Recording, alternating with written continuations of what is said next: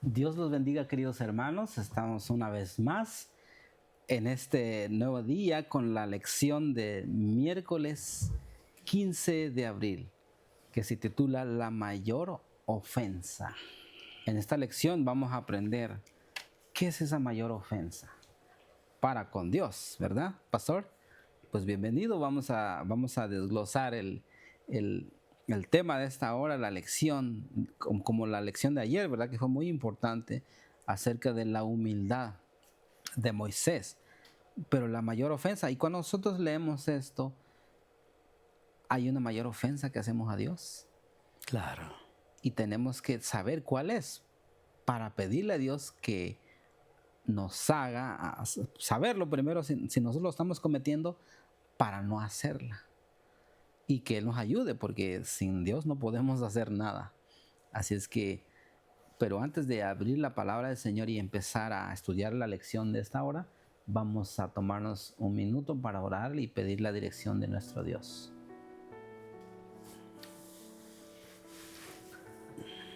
Querido Señor Jesús, a través de sus méritos, nos allegamos en esta hora al Padre de las luces, al Padre de todo conocimiento, al Todopoderoso, para darle las gracias por esta oportunidad, Señor, que nos da de aprender estas grandes lecciones, porque sabemos que usted nos ama, Sí, Señor. a cada uno de nosotros y quiere ver en nosotros el mayor rendimiento, la mayor posibilidad que usted nos da a través de su gracia de poder transformar nuestra vida. Sí, Señor. Oramos, Señor, por tu pueblo, por aquellos que nos escuchan, y sabemos que hay muchos hermanos que nos miran, que están en cama y que muchos de ellos no pueden ir a la iglesia.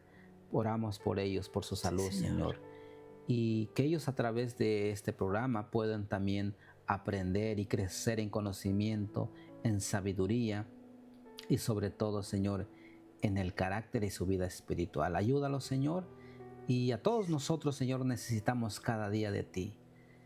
Ahora pedimos, Señor, también que abra nuestro entendimiento, que el Espíritu Santo, Señor, sea el que nos enseñe, pero también que nos discipline y que nos pueda, Señor, enseñar esas grandes lecciones para que nuestro corazón sea transformado. Sí, Señor. Pedimos perdón, Señor, si hemos hecho agravio a tu nombre y que hemos cometido muchos errores. Reconocemos, Señor, que hemos errado muchas veces, pero gracias a su misericordia y su paciencia que tiene con nosotros, sabemos que Sí, nos ayudará hasta que Cristo venga.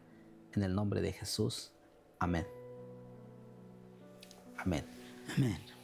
Bueno, la lección se titula, pastor, La mayor ofensa, y ahora nos va a hablar de los discípulos de Jesús que vivieron con el Maestro. Voy a leer el primer párrafo. Dice aquí: imagina que eres uno de los discípulos de Jesús. Viajas con Él, comes con Él, duermes cerca de Él y aprendes de Él mientras transforma innumerables vidas, incluida la tuya.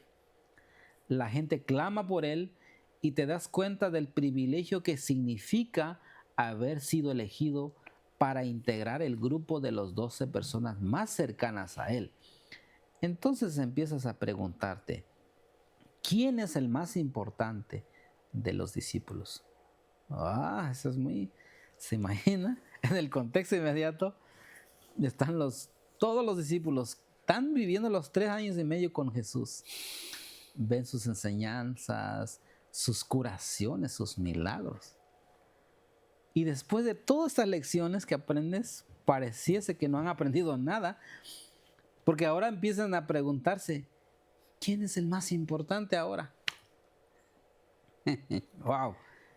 O el mayor de todos, ¿verdad? O el mayor de todos. Sí, pero antes de leer ese versículo del que está en la lección, vamos a leer, fíjense cómo en el capítulo 18 de San Mateo, lo leemos del 1 al 4, Jesús da una lección ahí. Pero, ¿por qué Jesús les dice esas palabras? Porque Jesús ya sabe que hay algo en el corazón de sus discípulos y les quiere dar una lección. Antes de leer lo que vamos a leer más adelante, dice, en aquel tiempo los discípulos vinieron a Jesús diciendo, ¿quién es el mayor en el reino de los cielos? Parecía que en el reino de los cielos hay categorías, ¿verdad? ¿Quién es el mayor? Y llamando a Jesús a un niño, lo puso en medio de ellos, dice. Versículo, y dijo, de cierto os digo que si no os volvéis y os hacéis como niños, no entraréis en el reino de los cielos. ¿Por qué un niño? Ok. Así que cualquiera que se humille, ahora dije, como este niño, ese es el mayor en el reino de los cielos. Fíjate, porque el reino de los cielos está compuesto por humildes, por personas humildes, pecadoras, que han sido restauradas. Dice que nosotros para poder entrar en el reino de los cielos tenemos que acercarnos a Dios como niños. Ese es el mayor. Porque Jesús, cada vez que decía algo es porque Dios tenía que darle una lección a sus discípulos. Claro. Ahora sí vamos a la lección, al texto. Dice Lucas 22, 24 al 27. Adelante, pastor. Ahora Lucas capítulo 22, 24 dice, hubo también entre ellos una disputa sobre quién de ellos sería el primero. Sería el mayor, sí. Pero él les dijo, los reyes de las naciones se enseñorean de ellas, y los que sobre ellas tienen autoridad son llamados bienhechores. Mas no es así vosotros, sino sea el mayor entre vosotros como el más joven, y el que dirige como el que sirve. Porque, ¿cuál es mayor, el que se sienta a la mesa o el que sirve? No es el que se sienta a la mesa, mas yo estoy entre vosotros como el que sirve. Correcto. Es una lección muy importante porque le está diciendo que las naciones de este mundo, le está diciendo, entre ustedes no va a ser lo mismo. Porque las naciones así se manejan, es el sistema del mundo. Pero entre ustedes no va a ser porque el reino de Dios no es así. Es diferente. O sea, es muy diferente a lo como lo percibe el mundo. Dice, por eso le da lecciones.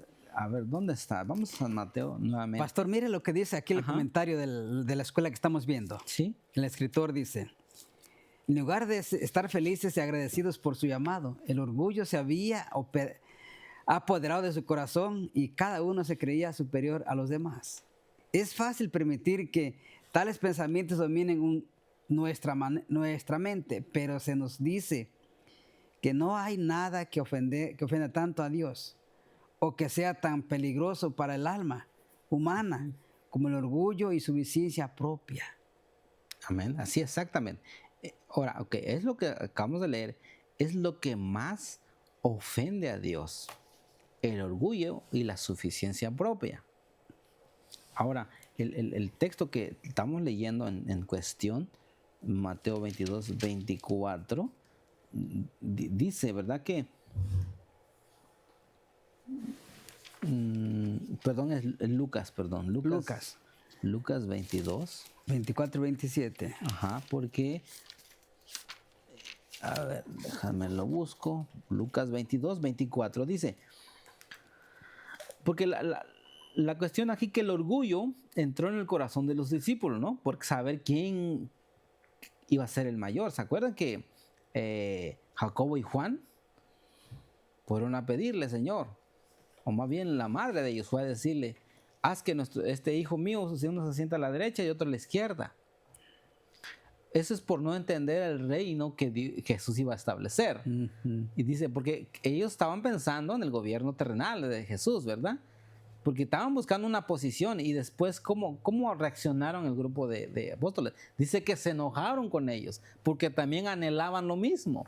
Había un orgullo, un egoísmo en su corazón. Ahora, y ese es el peor ofensa a Dios, ¿verdad? Pero dice aquí, 22, ahora el 25 dice, los reyes de las naciones, dice, se enseñorean de ellas, y los que sobre ellas tienen autoridad son llamados bienhechores, son benevolentes, ¿verdad? Pero dice, entre ustedes no va a ser así, sino sea el mayor entre vosotros como el más joven, y el que dirige como el que sirve. Porque ¿Cuál es mayor, el que se sienta a la mesa o el que sirve? Bueno, en el mundo dicen que el que se sienta es el mayor, porque es el más importante. Pero Jesús dice, no es el que se sienta a la mesa, mas yo, dice Jesús, que es el ejemplo, yo estoy entre vosotros como el que sirve. O sea, que si Jesús es servidor, ahora, ¿quiénes somos nosotros para no hacer lo que Jesús hace? Servir. Y realmente la Biblia dice, pastor, que nosotros solamente somos siervos. Exactamente. Nadie. Mire lo que dice la sierva del Señor. El cambio de corazón representado por el nuevo nacimiento puede realizarse únicamente por la obra efectiva del Espíritu Santo. El orgullo y el amor propio resisten al Espíritu de Dios. Cada inclinación natural del alma se opone al cambio que transforma la altivez y el orgullo en la mansedumbre y humildad de Cristo. Pero si hemos de caminar en la senda de la vida eterna, no debemos prestar oídos al susurro del yo. Con humildad y constricción debemos suplicar a nuestro Padre Celestial: crea en mí, oh Dios, un corazón limpio y renueva un espíritu recto dentro de mí. Salmo 51:10. Al recibir la luz divina y cooperar con la inteligencia celestial, nacemos de nuevo, liberados de la corrupción del pecado por el poder de Cristo. De Cristo. Wow. Entonces hay un cambio que el ser humano no puede hacer. Está muy arraigado. El problema es que el orgullo, que nosotros lo podemos tener, y es difícil que nosotros reconozcamos que lo tenemos, porque es el mismo orgullo. Dice aquí la lección: en nuestro estado de suficiencia propia, decidimos no evaluarnos, pues seguramente el orgullo ocupa en nuestra vida la posición de un monarca. O sea, el orgullo es el que maneja nuestro ser, como un monarca, como un rey, ¿verdad? Y por eso es difícil sacarlo del corazón. Solamente el poder de Dios puede sacar eso. Ahora dice aquí, sigo leyendo, dice: necesitamos detenernos y evaluarnos y pedir a Dios que abra nuestros ojos para que podamos percibir nuestra verdadera condición, ya que el orgullo puede ser el principal factor que nos impide tener una relación estrecha con Dios. Ahora, la pregunta es para nosotros, dice: si reconoces que solo Dios puede eliminar el orgullo y el egoísmo de tu vida, haz una pausa de tu vida. Y voy a terminar un ratito, porque es una oración que vamos a leer. Pastor, interesante lo que dice la sierva del Señor. Mire, dice, aquel que ocupe el lugar más cercano de Cristo será el que haya bebido más profundamente de su espíritu de amor abnegado. Amor que no hace sin razón, no se ensancha, no busca lo suyo, no irrita, no piensa el mal. Amor que induce al discípulo, así como indujo a nuestro Señor a darlo todo, a vivir, trabajar y santificar, aún hasta la muerte, para la salvación de la humanidad. Amén. Wow. Claro. Ahora, si Jesús hubiese sido... Es que Dios no es así como nosotros. Ese es el pecado, ¿verdad? Pero Jesús, lo leímos en Filipenses capítulo 2, que Él dice, dejó su trono allá en el cielo y se vino a humillar y tomó la posición nuestra y murió en nuestro lugar. Ahora ese es un ejemplo de la humillación, humildemente. Ahora nosotros, preguntaba ayer, ¿qué hay en nosotros o qué nos impide a nosotros también hacer la misma obra que Jesús hizo? Incluso usted leyó una parte donde habla del capítulo 13 de Corintios, habla acerca del amor. El amor es sufrido, es benigno, ¿verdad? El amor no es jactancioso, o sea, no es orgulloso. El amor no tiene envidia. todo lo soporta. O sea, ese es el amor de Dios, ¿cierto? Porque si existe el amor de Dios en nosotros, no hubiese orgullo. Todas esas cosas tenemos que, como dice, aplacarlos, someternos, ¿verdad? Pero nosotros mismos no podemos. Solamente con el poder de Dios. Primero, que nos haga ver nuestra condición. Y luego pedirle a Dios que nos ayude a vencer. Porque el orgullo es una debilidad. Sí, pastor, que el codiciar también es un orgullo, ¿no? Sí. Porque vemos el caso de Santiago y Juan. Dice que presentaron por medio de su madre una petición a Cristo para solicitar que le fuera permitido ocupar los más altos puestos de honor en el reino. A pesar de las repetidas instrucciones de Cristo concernientes a la naturaleza de su reino, estos jóvenes discípulos aún abrigaban la esperanza de un Mesías que ascendería a su trono con majestuoso poder, de acuerdo con los deseos del hombre. Pero el Salvador contestó: no sabéis lo que pedís. Podéis beber del vaso que yo he de beber y ser bautizados del bautismo de que yo soy bautizado, sabiendo que sus palabras misteriosas señalaban pruebas y sufrimientos con todo contentamiento, confiadamente.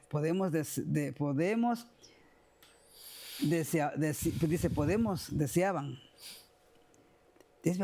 Me llama mucho la atención, pastor, que a veces también la manera como decimos las cosas puede ser una manera de orgullo, ¿no?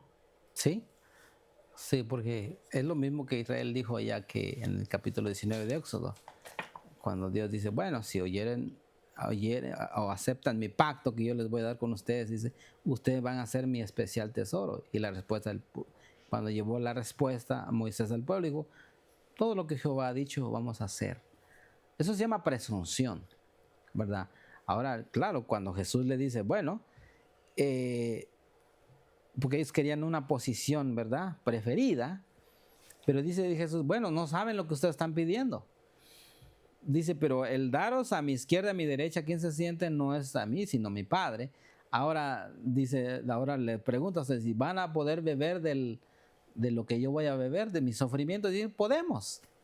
Bueno, dice Jesús, es cierto, ustedes lo van a probar, lo van a beber, el amargo sufrimiento, pero realmente, humanamente, deseamos posiciones elevadas. Deseamos muchas cosas, pero no estamos dispuestos al sacrificio. Y el sacrificio, para hacer sacrificio, necesitamos humildad para poder hacerlo. Porque Jesús dice, bueno, ¿por qué Jesús? A ver, toda la vida de abnegación de Jesús es humildad. Porque Él vino a servir. Dice, yo no vino para que me sirvan, dice Jesús, sino vine a servir y poner mi vida por todos o por muchos. Ese es el ejemplo de nosotros. Jesús vino a servir. Ahora nosotros somos sus servidores también, por eso nos llamamos ministros, ¿verdad? Servidores de Dios. O sea, pastor, que como ministros de la palabra de Dios, yo creo que debemos entender que somos siervos solamente. Servidores. Que somos siervos en la iglesia y en todos lados solamente somos siervos. Todos, hermano, pastor. Todos.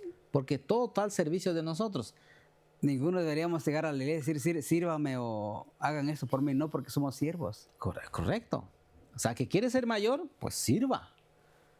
Porque en el reino de la gracia de Dios, nosotros nos manejamos diferente. Porque no somos jefes, aquí no hay patrón. Aquí el patrón es el Señor Jesús. Amén. El amo. Y nosotros solamente somos servidores. Si alguno de nosotros en nuestra iglesia quiere ser el mayor o el primero en el reino de los cielos, bueno, pues hay que servir. Hay que ser siervo primero. Sí, hay que servir, exacto. Y después viene la exaltación.